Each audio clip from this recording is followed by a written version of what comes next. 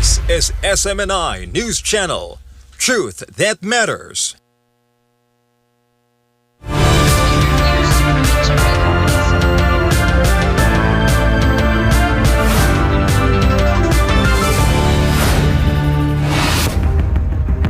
In the headlines, U.S. President Donald Trump and Venezuela's acting president Delcy Rodríguez stock trade.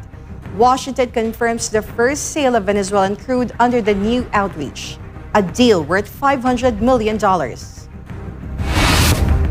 Denmark and Greenland hold the line. Officials admit they failed to shift U.S. policy after high-level talks, as President Trump maintains his push to acquire the island territory for America. Ukraine's energy sector enters a state of emergency. Intensified Russian missile and drone strikes have crippled power grids, leaving millions to face freezing winter conditions. A diplomatic balancing act in Beijing. Canadian Prime Minister Mark Carney holds trade talks in the Chinese capital, navigating a strained relationship with the U.S. Concerns grow over the upcoming ASEAN summit. A top economist warns that world leaders may boycott a meeting hosted by the Philippines later this year. Malacañang stands firm on the Infrastructure Commission. The palace says the ICI can still recommend cases, even with just one member remaining. This is Special Advisor Rodolfo Azarin Jr. seeks urgent clarification on the Commission's future. And Taylor Swift's Seasons of Giving continues. The superstar has sent a generous gift to the store, the charity run by Brad Paisley and Kimberly Williams Paisley to help families in need. I'm Hannah Jane Sancho. Newsline World starts now.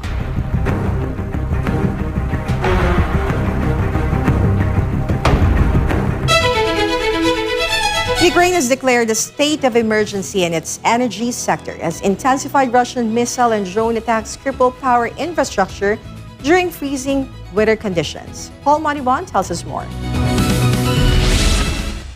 Повинні бути рішення. Юридично буде зафіксовано стан надзвичайної ситуації в енергетиці. Це дасть більше можливостей. President Vladimir Zelensky declared a state of emergency in Ukraine's energy sector, saying widespread power outages have left large parts of the country without electricity as temperatures drop below zero. Ukraine is battling a harsh cold winter with overnight temperatures in Kiev dropping around negative 20 degrees Celsius in recent days. Ukrainian officials estimate that around 70% of the capital has been left without power, underscoring the scale of the damage as winter conditions intensify.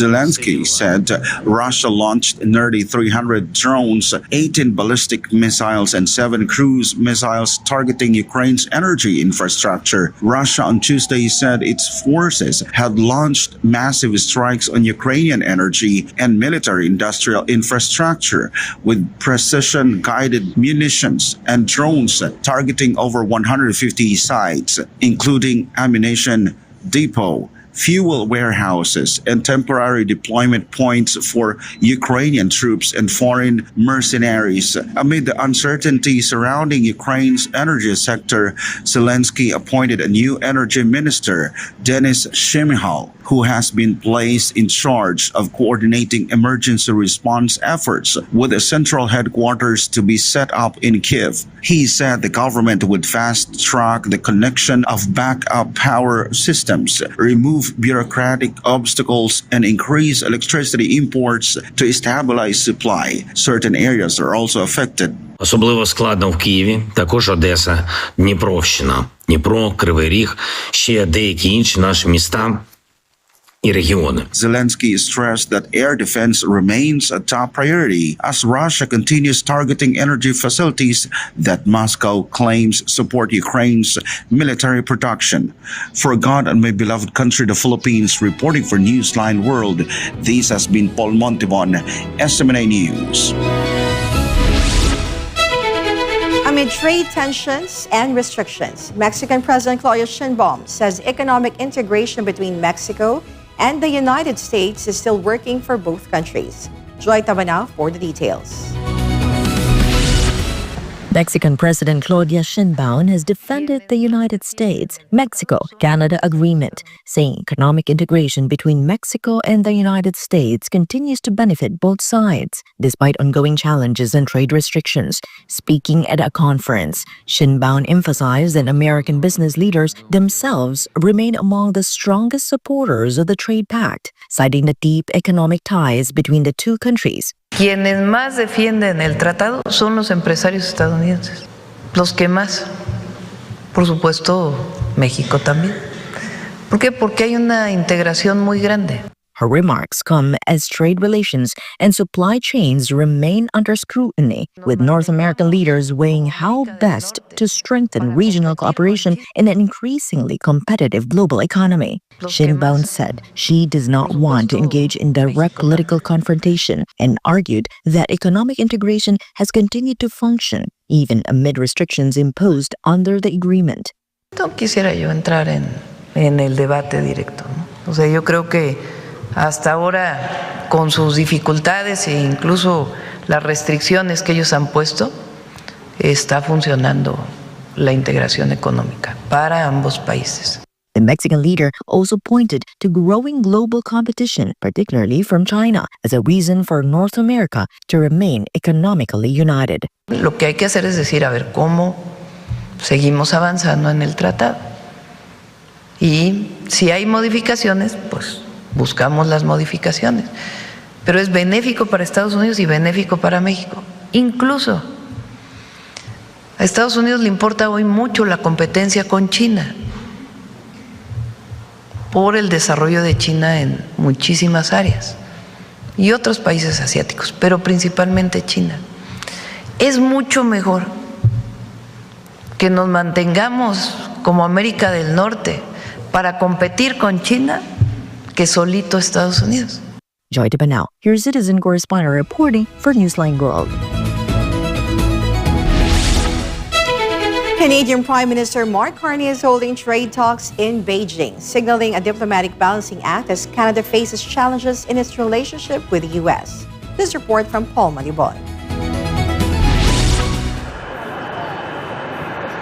Canadian Prime Minister Mark Carney is now in Beijing for high-level trade talks as relations between Canada and the United States remain strained.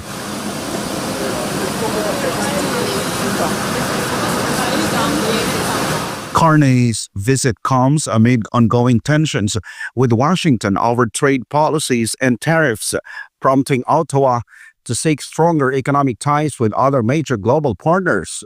Officials say that talks will focus on trade cooperation, market access, and supply chain stability as Canada looks to diversify its economic relationships beyond the United States.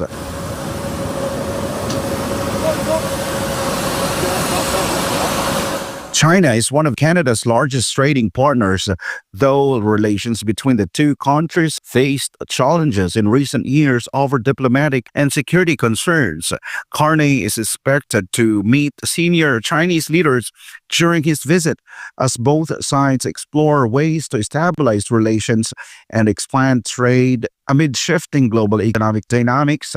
The trip underscores Canada's effort to balance its foreign policy and trade interests at a time of a heightened geopolitical and economic uncertainty. For God and my beloved country, the Philippines, reporting for Newsline World, this has been Paul Montipon, SMNI News. Up next, concerns grow over the upcoming ASEAN summit. A top economist warns that world leaders may boycott the meetings hosted by the Philippines later this year. And Malacañang stands firm on the Infrastructure Commission. The palace says the ICI can still recommend cases, even with just one member remaining. This is Special Advisor Rodolfo Azarin Jr. seeks urgent clarification on the Commission's future. More news when Newsline World returns.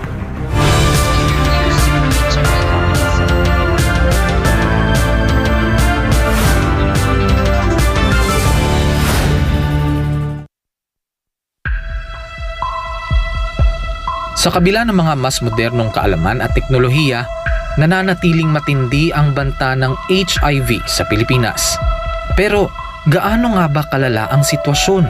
Ang HIV o Human Immunodeficiency Virus ay isang sakit na sumisira sa immune system ng katawan. Ngunit tandaan, hindi ito nakukuha sa simpleng pakikisalamuha. Hindi mo agad mararamdaman, pero unti-unti nitong pinapahina ang katawan. At kapag hindi naagapan, humahantong ito sa AIDS, ang huling yugto na impeksyon, kung saan halos wala ng panlaban ng katawan laban sa sakit. Patuloy na dumadami ang kaso ng sakit na ito sa Pilipinas. Isang nakababahalang pagtaas. Umabot na sa 500% ang itinaas ng HIV cases sa mga kabataang edad 15 hanggang 25. Ayon mismo sa Department of Health, 56 na bagong kaso ang naitatala kada araw sa bansa mula Enero hanggang Marso 2025. At ang pinakamatinding apektado, ang kalalakihan at kabataang Pilipino.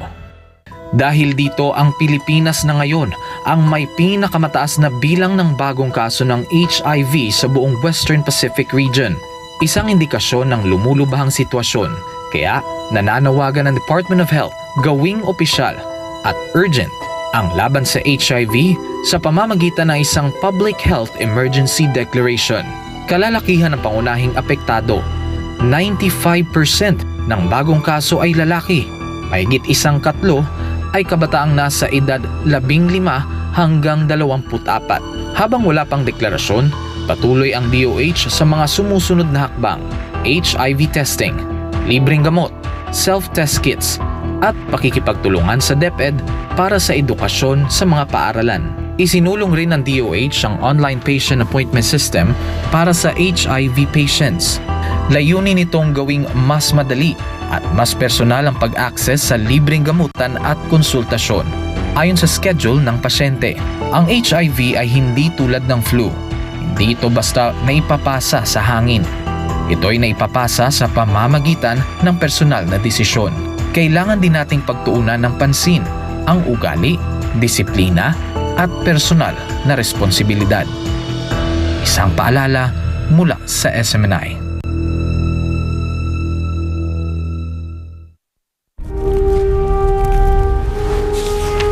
Pasasaan pa ang kalayaan kung ang mga alipin ngayon ay sila din naman mang-aalipin bukas.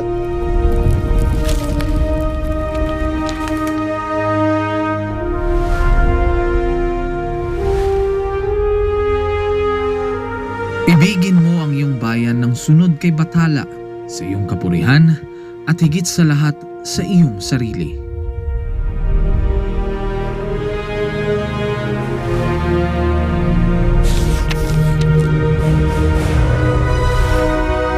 Hindi natin mapapalaya ang ating mga sarili maliban kung sumunong tayo na nagkakaisa sa iisang hangarin. Ang tunay na makabayan ay ang tumutupad ng pagpapabuti ng kanyang mga kapwa, gaano man kaaba ang kanyang katungkulan.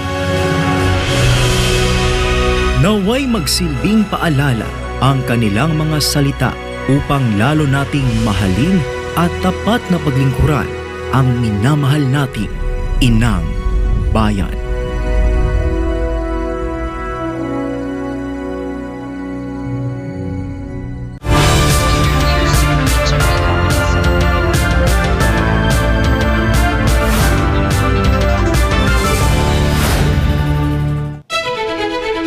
An economist is expressing concern that world leaders may possibly boycott the ASEAN summit and other related meetings to be held in the Philippines this year. Find out the reason in this story by MJ Mondejar. The Philippines will serve as host and ASEAN chair for the ASEAN summit and all related summits this year. As a result, the heads of state of the 11 ASEAN member countries are expected to visit the country. Attendance is also expected from world superpowers that are not ASEAN members, such as the United States, China, Russia, and other countries. However, according to CPA economist Cora Guidote, due to the current investor climate in the country, there's a risk that world leaders may boycott the summit. Actually, medyo kinakabahan ako dyan sa pag-host natin sa ASEAN kasi usually pag walang tiwala yung mga bansang yan, baka hindi sila magpadala ng heads of state. Baka ang ipadala nila yung mga lower level officials lang. According to Guidote, potential investors are clearly seeing the alleged pressure being imposed on local businesses that are considered political opponents of the administration. Yung nangyari ngayon kay Congressman Leandro Leviste, he is a major businessman. No? He has invested in solar power plants. Tapos ngayon tinatanggalan siya ng lisensya. Just because may mga binunyag siya na katotohanan tungkol dun sa DPWH. The Department of Energy has imposed a 24 billion peso fine on Solar Philippines Power Project Holdings Incorporated, the renewable energy firm founded by Batangas 1st District Representative Leandro Leviste.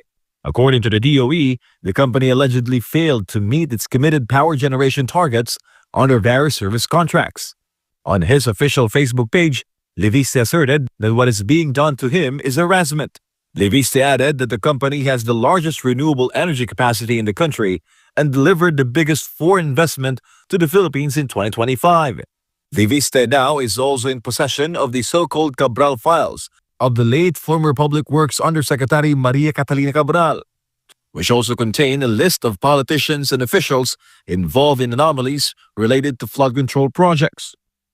So, kung ganun ang gagawin ng gobyerno, imbis na ayusin yung problema dun sa corruption, yung nagbubunyag pa ng katotohanan, yun yung i-oppress nila, di ba? Businessman yun eh. The Philippines' hosting of the ASEAN Summit is expected to generate many jobs, especially in the sectors of tourism, hotel and restaurant services, and transportation. So isipin ng ibang businessmen, naku, pag kinontra mo pala yung gobyerno, matatanggalan ka ng business. Ganon. So it's very arbitrary. Kumbaga parang, pag naisipan namin tanggalin yan, tatanggalin namin. Maski walang katuturan. So yun ang nakakaapekto ng confidence ng mga investors. Reporting for Newsline World, this has been MJ Mondejar, SMNI News.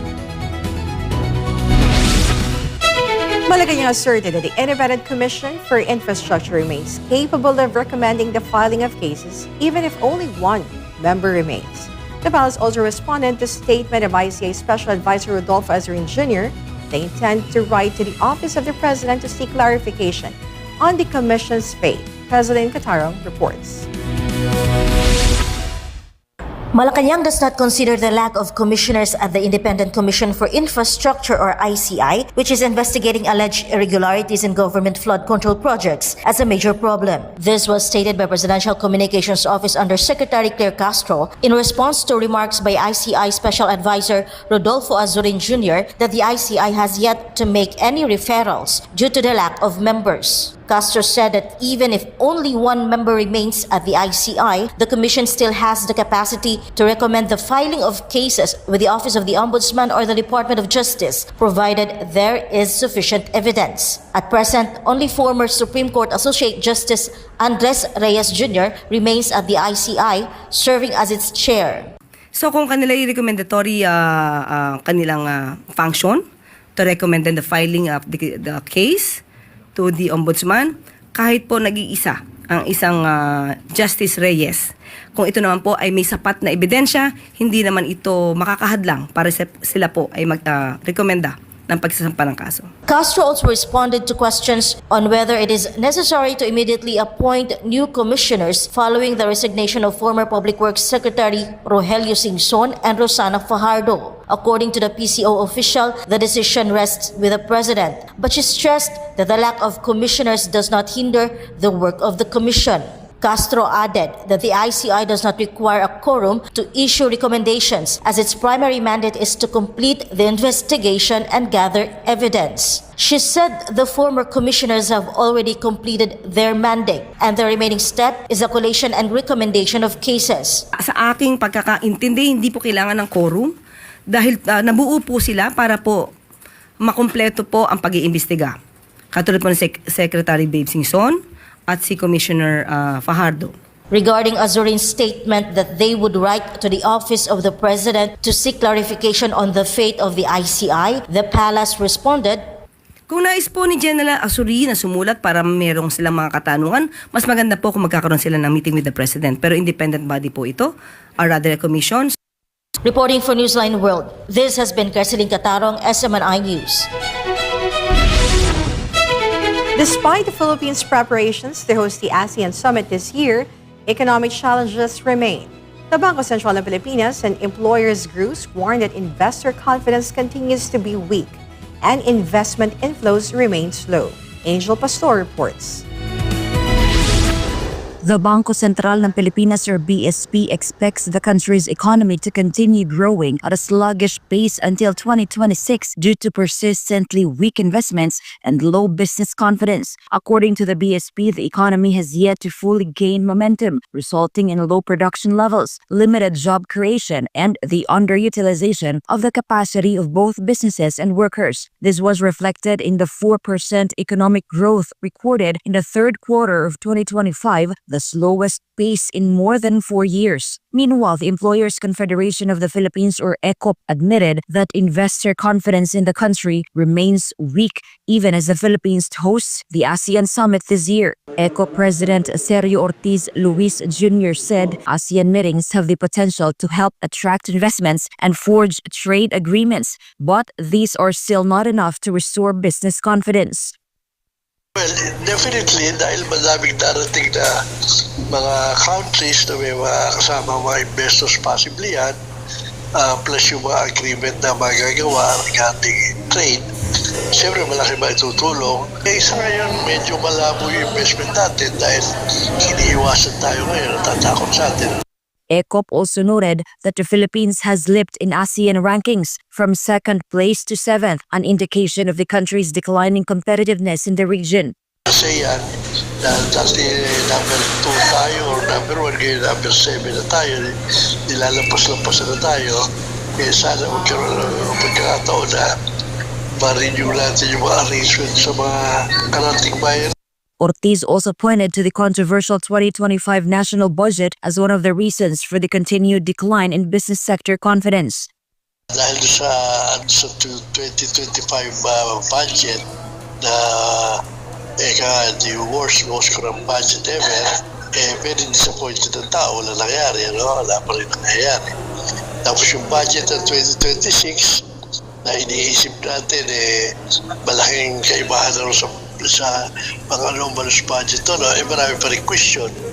Both ECOP and the BSP stressed that without clear and concrete steps to strengthen governance and restore investor confidence, the country's economic recovery will remain slow despite expectations of gradual improvement by 2027. Reporting for Newsline World, this has been Angel Pastor, SMNI News.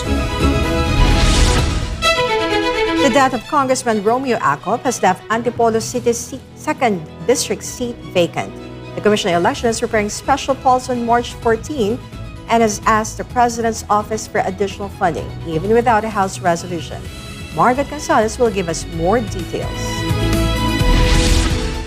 The Commission on Elections or COMELEC will conduct special elections in Antipolo City's 2nd District after the position was vacated due to the death of Representative Romeo Acop. This is despite the absence of a formal declaration of vacancy and a resolution from the House of Representatives directing COMELEC to hold special elections. According to COMELEC Chairman Attorney George Garcia, the Constitution mandates the Commission to hold special elections whenever a congressional seat becomes vacant. He cited the Supreme Court ruling in Hagidoran versus COMELEC, which states that all body does not need a resolution from the House of Representatives to conduct special elections. COMELEC has already written to House Speaker Boji D informing him that the Commission can no longer wait for the issuance of a House resolution. Base po sa nakalagay sa ating saligang batas na dapat kapag nagkaroon ng bakante sa posisyon ng congressman, dapat po si COMELEC ay kaagad magpatawag ng isang special election 60 araw, hindi mas maaga doon. Pagkatapos magkaroon ng bakante at hindi dapat lalampas ng 90 araw. Sabi po ng Korte Suprema sa naging desisyon niya, hindi kakailanganin ng pagpapatawag mula sa House of Representatives upang si COMELEC ay mag-hold ng special election. Sabi po ng Korte Suprema, kami ay kinakailangan mag-relay lamang sa news reports mula sa telebisyon, sa radyo o dyaryo na hindi nakakailanganin pa ng isang resolusyon mula sa House of Representatives. Sinabi pa ng Korte Suprema na ito ay isang mandato ng COMELEC na mandatory. Ibig sabihin, wala kaming choice kung hindi isagawa ang halala. At present, only 11 million pesos fund has been approved for special elections in 2026. Garcia said COMELEC will seek additional funding from the Office of the President. The Commission estimates that more than 98 million pesos will be needed to conduct the elections. Sapagkat ang 2nd District ng Antipolo ay may kulang-kulang na 300,000 na mga botante. Pinakamalaki po siya sa lahat ng distrito sa buong Pilipinas. So dahil po dyan, kakailanganin nyo na mas mataas at mas malaking budget. Like previous special elections, voting will be conducted manually. According to COMELEC, voting will take place in more than 700 precincts, with the number possibly increasing depending on additional voters from the voter registration that opened in October last year. COMELEC has also released a calendar of activities including the filing of certificates of candidacy, election period, campaign period, and ganbang. The special elections are scheduled on March 14, a Saturday, when there are no classes as public schools will be used as polling precincts. For God and my beloved Philippines, this has been Margaret Gonzalez, SMNI News. At a time when the information war in social media is intense, a political vlogger and content creator explains why the Dutertes must be included in content for it to go viral. MJ Mondihar reports.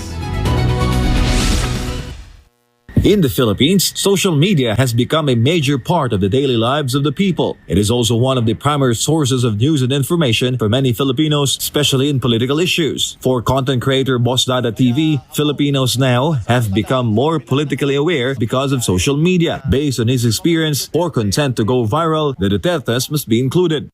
Ay oo, ano yan, importante yan. Kasi alam nila partner na yung mga Duterte crowd, yung DDS kung tawagin, very passionate yan. Oo, talagang active yung mga yan, nakatutok yung mga yan. Boss Dada TV or Darwin Salcedo in real life says that even some media organizations critical of the Dutertes are now including their names in interviews and content. Kaya kapag ikaw gusto mo sumikat, aawayin mo si Duterte, magsasabi ka ng mga kung ano-anong mga masasamang salita sa mga Duterte kung gusto mong sumikat. Based on the latest data from the Philippine Statistics Authority, 80.5% of Filipinos aged 10 to 64 use social media. This is equivalent to more than 68 million Filipinos who have daily access to the internet.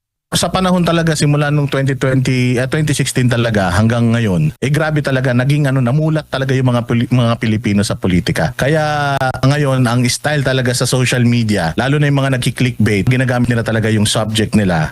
Duterte, si Sara Duterte, Pulong Duterte, si Pangulong Duterte, basta may Duterte talaga, tinitingnan na ng tao. According to communication experts, the name Duterte is one of the strongest political brands in the Philippines, which is why it quickly generates reactions, whether positive or negative. Analysts add that the Duterte name carries strong emotional appeal, with both a solid base of supporters and strong critics. Because of this, engagement increases, such as comments, shares, and reactions. Under the algorithms of social media platforms, content with higher interaction is prioritized and distributed to more users, which is why it goes viral. Kahit na hate views yan, o halimbawa ikaw siniraan mo ang mga Duterte, o kahit hate views yan, pupuntahan ka sigurado ng mga followers ng mga Duterte. Kikita ka pa rin kasi dun kahit na murahin ka nila sa comment section, engagement yan. So ginagamit, nagre-rage bait sila partner para sa kita nila or sa engagement ng kanilang channel. The political vlogger also called on the public to be discerning when consuming content on the internet. Reporting for Newsline World, this has been MJ Mondeja, SMNI News. The Report of Agriculture is set to open mega cold storage facility in the Bicol region in the coming months. Sheena Torno reports.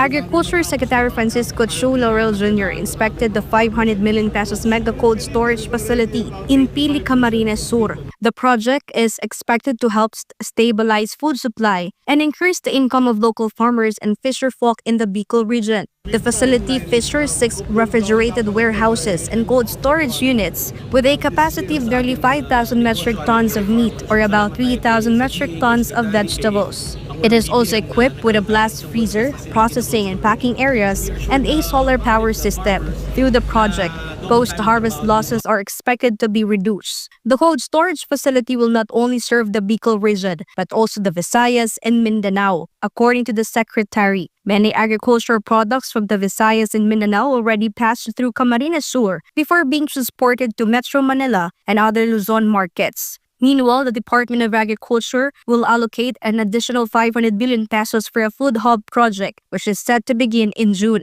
The agency aims to position Camarines Sur as a major food logistics hub in the region. For God and for my beloved Philippines, this has been Sheena Torno, SMNI News. When we return, U.S. President Donald Trump and Venezuela's acting President Delcy Rodríguez talk trade. Washington confirms the first sale of Venezuelan crude under the new outreach, a deal worth $500 million. And Denmark and Greenland hold the line. Officials admit they failed to shift U.S. policy after high-level talks as President Trump maintains his push to acquire the island territory for America. More news after the break.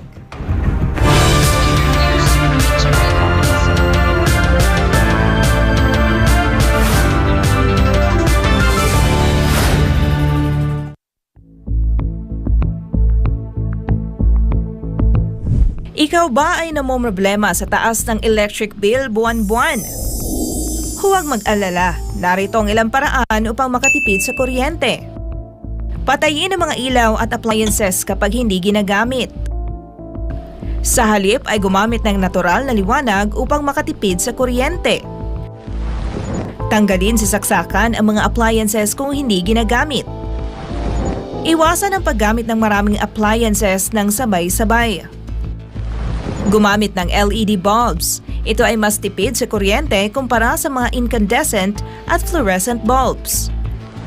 Regular na linisin ang mga appliances tulad ng electric fan, aircon vents at refrigerator. Magkaroon ng takdang araw sa isang linggo sa pamamalansya at paglalaba. Gumamit ng energy-efficient appliances. Tandaan, maging wais sa paggamit ng kuryente upang makatipid para mas gumaan ang buhay. Ang paalalang ito ay hatid sa inyo ng SMNI.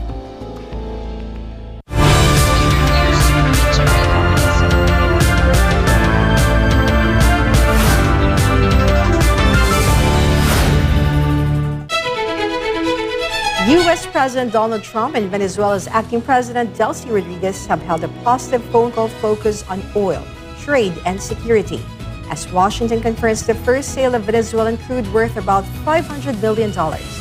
More on this from Almar Fersuelo. We had a long call. The phone call between U.S. President Donald Trump and Rodríguez took place on Tuesday and marked the most direct diplomatic engagement between Washington and Caracas since U.S. forces captured former Venezuelan President Nicolas Maduro earlier this month. I know the number one, we just had a great conversation today, and she's a terrific person. I mean, she's somebody that we've worked with very well. Trump described Rodríguez as a terrific person, saying discussions covered energy cooperation, minerals, trade, and national security. Rodríguez, in a statement, called the conversation long, respectful, and productive.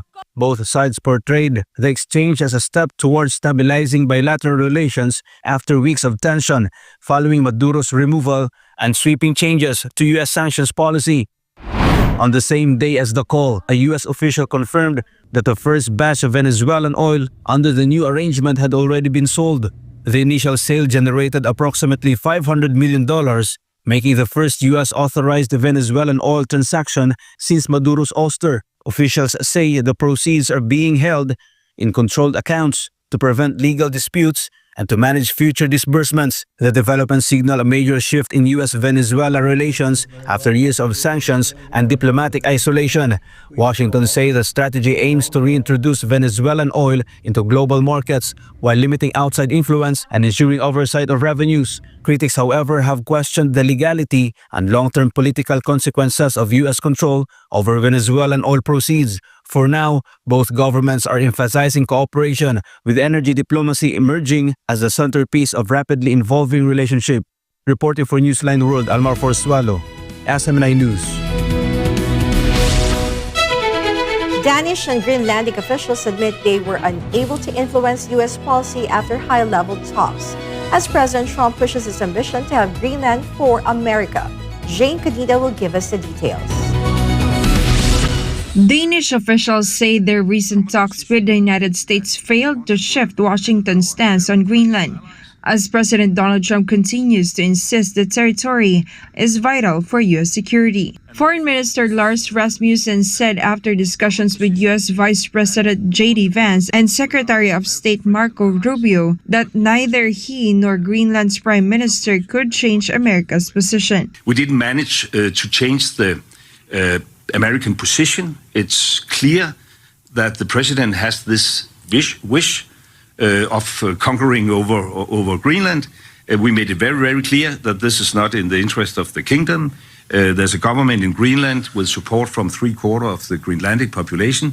The Premier made it very, very clear yesterday that Greenland, for the time being and for foreseeable future, will remain within the kingdom of Denmark. And therefore, this is a common position that we want to work with our American friends and allies, but it must be a respectful cooperation and it must respect the red lines. Rasmussen also denied that there are Chinese warships near Greenland, accusing America of lying. Trump has insisted that the U.S. absolutely needs Greenland, warning that if Washington does not act, Russia or China could gain influence over the Arctic territory. Trump also said that NATO is not an effective force or deterrent against Russia and China, but the military bloc would become more formidable and effective with Greenland in the hands of Washington. Earlier this week, Greenland's Prime Minister Jens Frederik Nielsen reaffirmed that Greenland is part of the Kingdom of Denmark and rejected U.S. claims of ownership. The standoff has drawn attention from NATO allies. Sweden and several other European countries announced plans to send military personnel to Greenland following Trump's recent statements. This has been Jane Cadida, Global Citizen Correspondent, reporting for Newsline World. The head of the World Health Organization has warned that the United States' planned withdrawal from the agency could put both the country and the world greater risk. Director General Tedros Adhanom Ghebreyesus made the warning as Washington prepares to formally leave the WHO this January. The withdrawal process was launched last year by a presidential order, and the U.S. is now in the final stages of exiting the organization, with the withdrawal set to become official on January 2022. The move comes a year after a formal notice was sent to the United Nations. Tedros urged the U.S. to reconsider, saying that the withdrawal threatens global health security.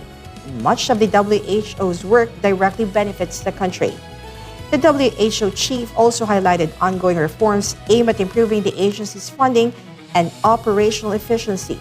Experts cautioned that the U.S. withdrawal could weaken international coordination on disease outbreaks and pandemic preparedness, leaving gaps in early warning systems and emergency response. Thousands of commuters across Lima and Callao were left stranded Wednesday after public transport workers launched a nationwide strike, protesting escalating violence that has killed dozens of drivers this year. The story from Carlo de la Peña. Long queues formed at bus stops as passengers waited for hours, walked several blocks, and scrambled for scarce transport. With most buses off the roads, only informal minibuses and taxis were operating, often charging higher fares. Transport workers gathered for demonstrations, holding Peruvian flags and chanting slogans as police monitored the protests. Scuffles broke out in some areas as officers tried to contain the crowds. The 24-hour engine shutdown strike began at midnight Wednesday, leaving more than 20,000 vehicles parked in garages and terminals. The action was called by United Transport and the Coordinator of Urban Transport Companies, or CTU. Este paro porque queremos realmente que el Estado actúe como debe ser y que nos escuche a nosotros, los conductores, que somos los asesinados. Unions say murders, extortion, and armed attacks have intensified, with 56 drivers killed and more than 60 violent incidents recorded this year alone. Mercado blamed what he called the failure of authorities to contain organized crime targeting transport workers. Amid the disruption, interim President Jose Heri met with transport unions in Lima and announced new security regulations.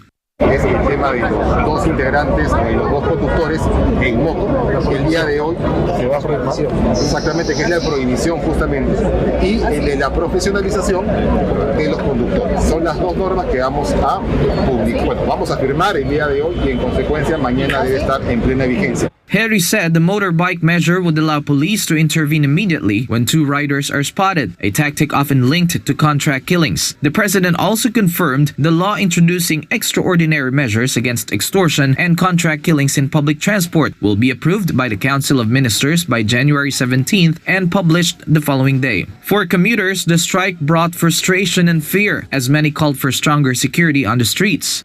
Al presidente le diría que se ponga las pilas, que saque a los soldados para que vean bastante vigilancia. While transport workers say the strike is the last resort, they warned further actions are possible unless authorities deliver concrete results against organized crime targeting Peru's public transport sector. Reporting for Newsline World, this has been Carlo de la Peña, SMNI News. South Koreans are sharply divided as they weigh in on former President Yoon Suk-yeol's alleged role in the botched martial law declaration, with some calling for the death penalty and others warning against politicized judgment. Valdivina Gracia has the story. Divided public opinion was on display outside Seoul's Central District Court as citizens weighed in on the case involving former President Yoon and accusations linked to the declaration of martial law. Some argue that the brief duration of martial law does not lessen its seriousness, saying intent, not outcome, should determine accountability. Kim, a resident, said Yoon's martial law could have gone much further if not for public resistance and political intervention. 기본적으로 이 쌍팔년대도 아니고 국민을 대상으로 총뿌리를 들이대면서 그리고 계엄이 단 몇 시간 만에 끝났다는 그런 궤변을 노려보면서 그런 사형이나 무기징역에 해당하지 않는다고, 그리고 아무도 피해받지 않는다고 말하는 것 자체가 어불성설이라고 생각을 하고요. 만약에 그 시민들이나 국회에서 방해하지 않았다면, 그러니까는 그거를 반대하는 그 투표를 하지 않았다면 그대로 계엄이 성사됐을 텐데, 그래도 2시간 3시간 만에 끝날 거였다고 주장하는 것 자체가 말이 안 된다고 생각을 하거든요. 그래서 내란 목적이 분명했고 장기 집권이나 어떤 그런 불순한 목적들이 분명했기 때문에 그 내란의 그 어차피 형량은 사형이나 무기징역밖에 없으니까 당연히 사형을 구형하는 게 마땅했다라고 생각을 합니다. Others also rejected calls for capital punishment altogether, criticizing the current administration and accusing it of shifting blame onto the previous government. 나는 윤석열 피고인의 다수가 정의를 대변하는 것은 아니다라는 주장에 충분히 생각할 만한 요소가 있다고 생각합니다. 지금 우리나라의 다수 의견인지는 모르겠지만 일방적으로 윤석열의 행위를 어떤 내란이라고 규정짓고 모는 그것은 분명한 오류이고 무리한 논리라고 생각합니다.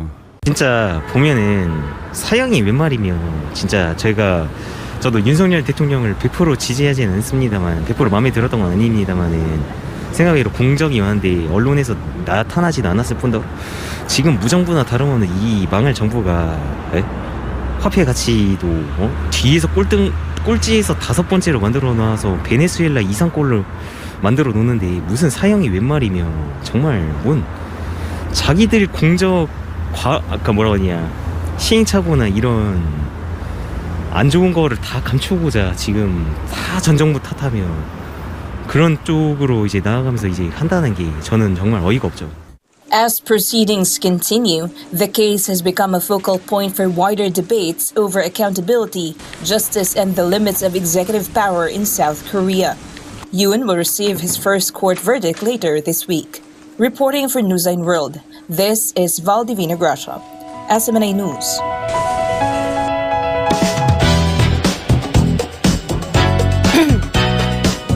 Filipino actress Mikey Quitos has officially turned the tassel, sharing her college graduation photos on Instagram.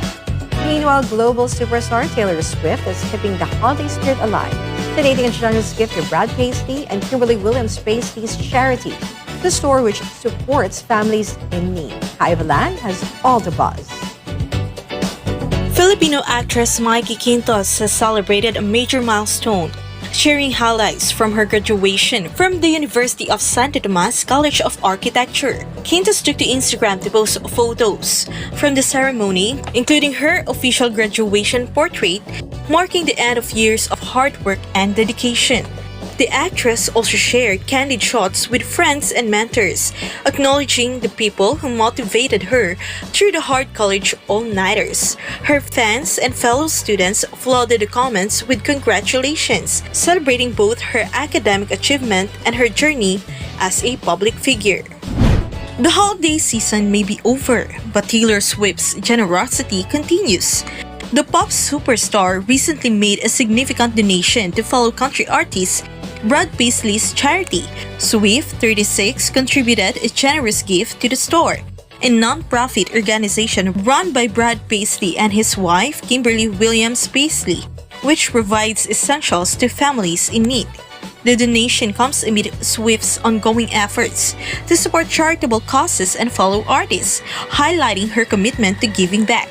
Fans on social media quickly praised Swift for her continued generosity, noting that the singer has made multiple charitable contributions over the past year. From music awards to acts of kindness, Taylor Swift continues to make headlines both on and off the stage. Reporting for Newsline World, Kaivalan, SMNI News.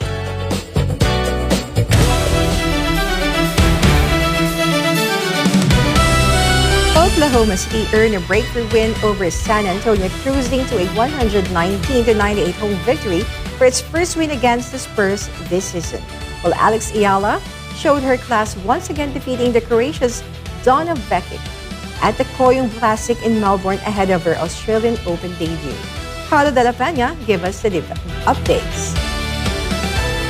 Star players across the league put on standout performances, giving fans plenty to cheer about as teams battle for early season momentum. The Thunder finally beat San Antonio, rolling to a 119-98 home win behind Shai Gilgeous-Alexander's 34 points, 15 of them in the third quarter. Oklahoma City held the Spurs below 100 points for the first time this season and extended its win streak to 4. In Los Angeles, LeBron James recorded 31 points, 10 assists, and 9 rebounds as the Lakers ended a 3-game losing streak with a win over Atlanta. Luka Doncic added 27 points and 12 assists, while DeAndre Ayton had 17 points and a season-high 18 rebounds. Miami also claimed a home victory after Bam Adebayo scored 13 straight points late in the fourth quarter to turn back Phoenix. Norman Powell finished with 27 points, including the go-ahead 3 in the final minute, and Tyler Hero contributed 23. Meanwhile, tennis star Alex Ayala's match against Donna Vekic shows that the former dominate from the start, using her agility and precision to control rallies and keep Vekic on the defensive. Her consistent serves and powerful ground strokes made it difficult for the Croatian to find any rhythm.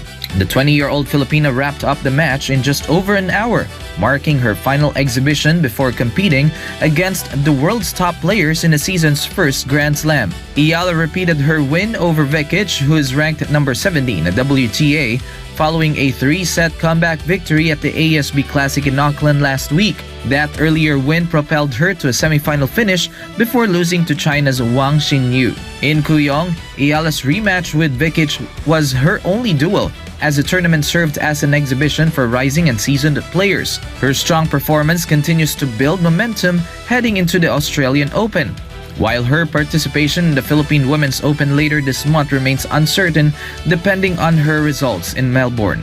A former number 2 in the juniors and a 2020 Australian Open girls doubles champion, Ayala continues to show she's ready to challenge the top ranks in women's tennis. Reporting for Newsline World, this has been Carlo de la Peña bringing you the latest sports news.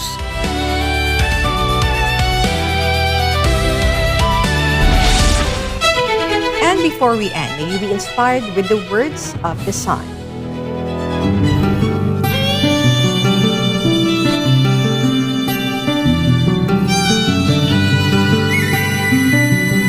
No matter who you are or whatever your circumstances in life, there are always things to be grateful for.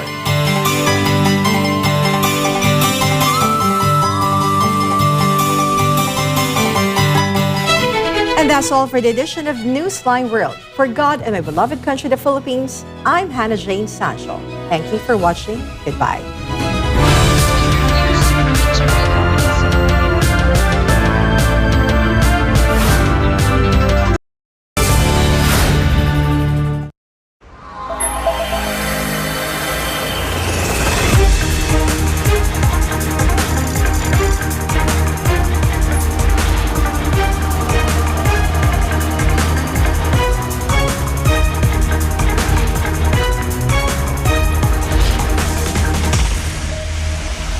This is SMNI News Channel. Truth that matters.